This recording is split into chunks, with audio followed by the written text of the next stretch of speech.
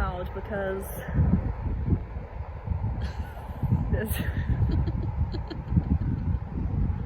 there's a cow calving. So normally if she's like 6 years old now, so they'll just like knuckle down and calve themselves, so we won't check them too much, but we've been checking it all day to make sure we get it on camera for you all. And her waters have just broke, so she's got about an hour in her, so we're going to try and catch the calf coming out now to show you a cow calving. So all the cows come into the parlour every single day, twice a day, and this is when it's an ideal time for us to check the cows and see if we think they're going to calve imminently. So we're able to get up onto the bars and check the cows' pins, and this is a really good indicator of if they're going to calve soon. So this is the cow in question today, and as you can see, she is really quite heavy. So we say heavy, and that's just our description for close to calving. So this is our opportunity now to split her off from the rest of the herd. First things first, we're going to introduce her. Her name's Sprinter. Right now, obviously, she's not sprinting anywhere. I'd say at this point, she's definitely at the beginnings of labour. So bless her, I wouldn't expect her to sprint. But she does. Oh, maybe she will sprint after all. But yeah, so now we are just putting her in her own separate paddock, and the reason for this is that she has her own space to calve, so she's not in with the whole herd being distracted and things like that. And then most importantly, we can keep a really close eye on her just to make sure everything's okay. You can tell here that she's gonna more likely calve than the other one, because as you can see, she isn't grazing. She's very aware of her surroundings. She can see that I'm there filming her, and when they're due to calve, they are very much aware of everything that's going on, and they don't tend to graze as heavily as they would if they were, like, as we just saw the other cow, oh no, she hasn't got her head down grazing, but she did. But yeah, we can tell here already that she's in labour, that she isn't quite acting normal. Yeah, she's more on high alert and just isn't quite as relaxed as she'd normally be. So this other cow is in there purely for company. She is actually due to calve within about a week, so she's quite close as well.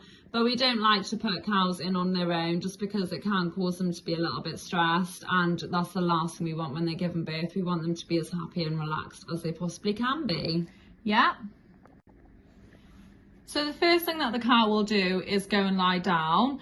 She gets herself comfortable, and then you can see her tail has actually come up now. And then once her tail is up, when the calf starts wanting to come out, she will lie down flat like she is now and start pushing. This isn't a go-to, this isn't always what happens. They can always calve in different positions. Sometimes a cow will even calve standing up. It's all what's comfortable to that particular cow. So this cow, as you can see, has chosen to lie down and push. She's 6 years old, so this is her third calf. So this calf will be born a lot easier than, say, it was her first time. However, it's still not just going to come flying out. She still, of course, has to put the effort in and push. Yeah, and her whole body needs to prepare for the calf. So obviously, you'll see it at the end, but calves are fairly big animals, so they need to be able to have the space to come out. So the vagina takes a little bit of time to loosen up, to open out in order to be able to push the calf out. So all of that does take time. So what you can see at the minute is actually the sac. So it's not the calf itself, it's what the calf is in. So it's just like a bubble coming out of her vagina. At the moment, the calf probably wouldn't fit through that, through her vagina. So what she's doing at the minute is just working everything up, and it's the exact same with humans. So she's having contractions, which is a natural thing to happen. Her body is doing that naturally. Her womb is contracting and she's making space, and the calf will be making its way through the channel, as you can see, prepping to come out. As we have mentioned before, we do try and leave our cows to calve on their own as much as we possibly can. Every single farm and every single farmer is different. Some like to help every single cow calf just because that's the way they want to do it and want to make sure everything comes out okay. But personally, we prefer to leave them to try and have it on their own. And again, the reason for that is just because we like to give them as much time as possible to be able to open out and have it at their own pace. We do keep a really sharp eye on them though, and the reason for that is because we can spot quite early if we think there are going to be problems, and then we are able to intervene. Yeah, you can tell quite quickly if a cow's in distress, or if she's, like I said, contractions are actually natural. It happens within the body, and sometimes cows that doesn't trigger, so they won't dilate, or they might just not be able to push because something isn't quite going right, and that's where we can come in and help the cow. We also don't like to help because we don't like to rush them. Everything's opening up and it opens up slowly, and it's important you kind of let this happen at its own pace, so that the calf can kind of just slip out in the end. If you push it, you're more likely to tear the vagina. Obviously then you can also get mucus in the calf's lungs because if they come out too fast.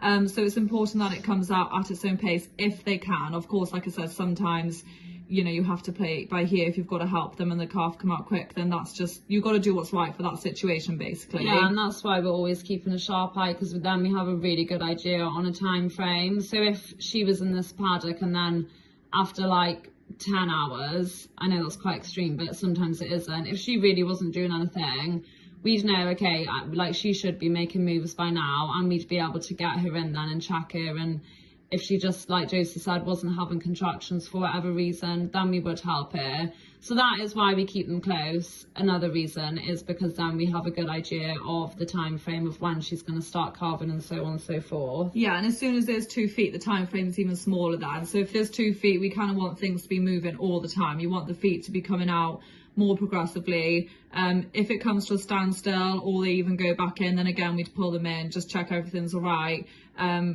Within maybe 15 minutes to half an hour. So you kind of got to base it on the cow and where they're at with labour.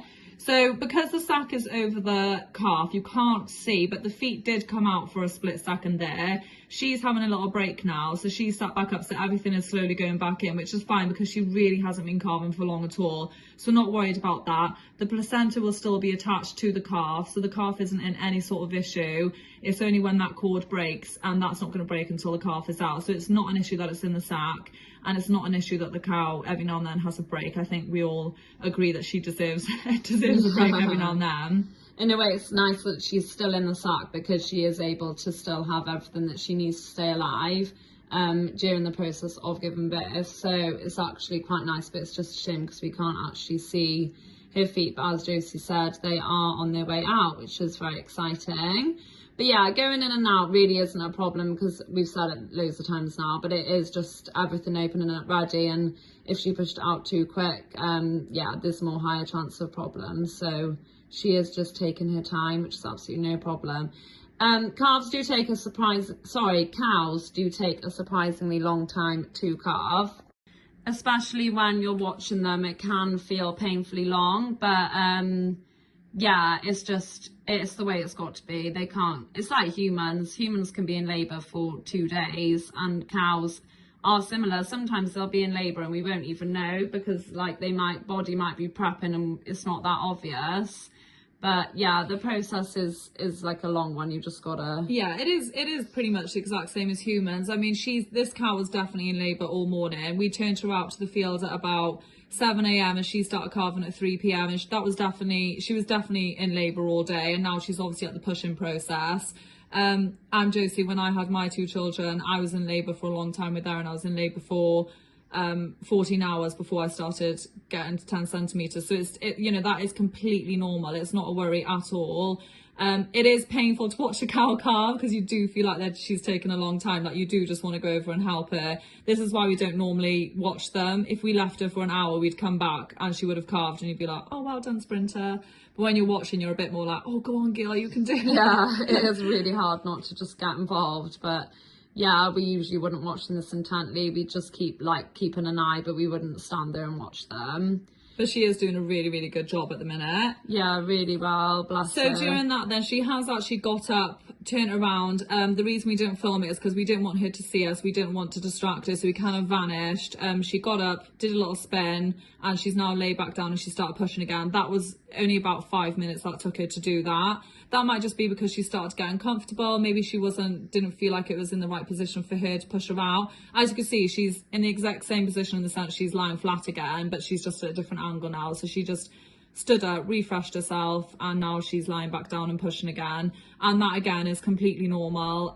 It's good for her to move around actually, and just she's just having another chill.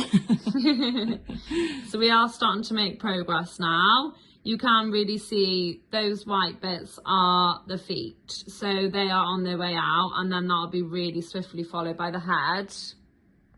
The head and the hips are the two hardest things to push out. So the head will take a bit of work for her. The nose comes out and then she'll have to keep pushing to get the whole of the head through. And then once she's got the head out, the whole calf should just come out along with it then. So she's been pushing now for about 20 minutes. We've filmed most of it, but we have stopped every now and then just to sort of, if she's caught us or needed a break or something. But on the whole, we filmed it all and she's been pushing for about 20 minutes. So she's doing really, really well. You can kind of see the head there, well, you could definitely see the 2 feet and then the bag's falling from the feet. So the calf is actually very much still in the sack. Like I said, this really isn't a worry at all at the moment.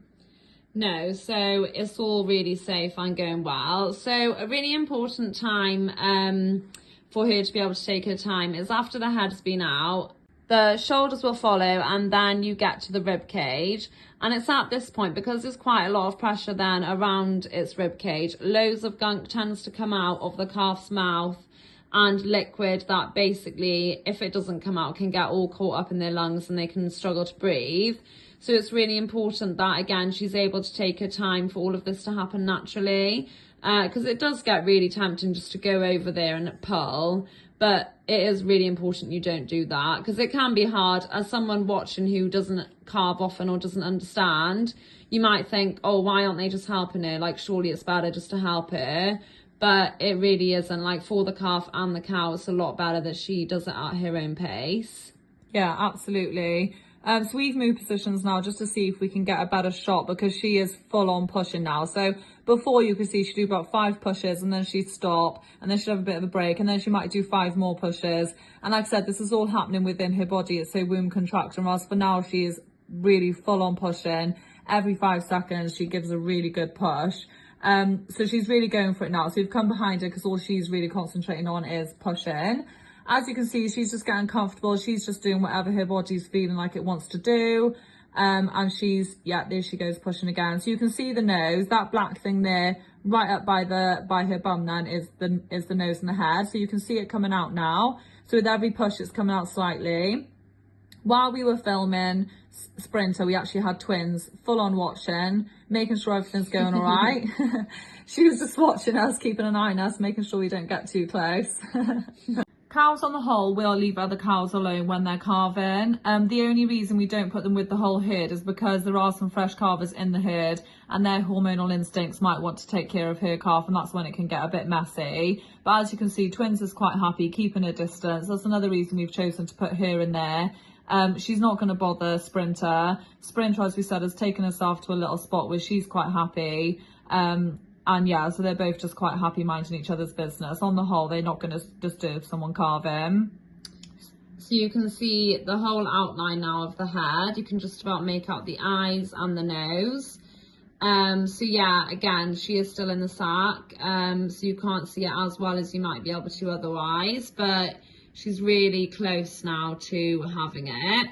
So we're coming up now to the time where I said about her being at the rib cage and being able to drain all of the fluids. So even though she's in the sack, this will still happen because the fluids can come out into the sack and just exit that way. And she's still attached to the umbilical cord, so it's really not a worry that she's in the sack. Not all calves are born in the sack. Some calves are born without the sack on. This is all just depends what happens when they're inside the womb on their way up to the canal. Some calves come out of the sack when they're inside, and then obviously, as you can see, this one is still in it. And like I said, it's really, really not an issue. In a minute, Poppy is going to intervene and just pop the sack, just purely because we were there and we just felt like it was the right thing to do at the time. But if we didn't, you'll see right at the end when she stands up, the whole sack falls off the calf. So it's not a worry. If we went there, this calf is not in danger at all being in the sack. It is a completely natural process.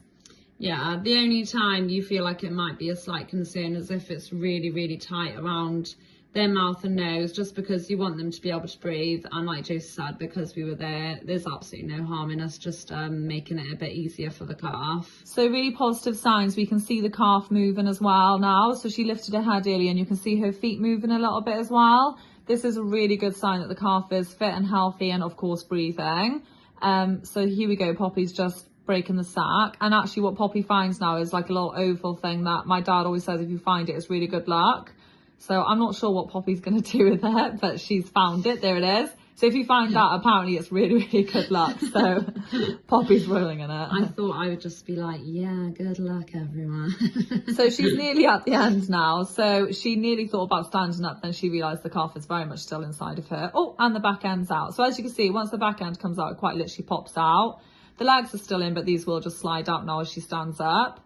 Yeah, so once you get to the hips, the job is pretty much done. It does basically just pop out after that. And there you go, sack's coming off the calf as she stands up.